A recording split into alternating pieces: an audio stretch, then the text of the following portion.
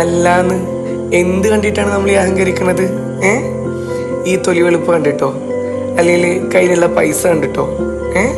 അതും അല്ലെങ്കിൽ ആർക്കും കിട്ടാതിരുന്ന എന്തെങ്കിലും ഒരു പൊസിഷൻ നമുക്ക് കിട്ടിയിട്ടോ?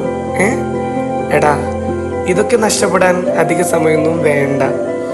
പടച്ചോനെ മറന്ന് നമ്മൾ അഹങ്കരിച്ച് നടക്കുമ്പോൾ ശ്രദ്ധിക്കണം. കാരണം ഇതൊക്കെ നമുക്ക് തന്നത് പടച്ചോനാണ്. അത് തിരിച്ചെടുക്കാനുള്ള കഴിവും പടച്ചോനുണ്ട്.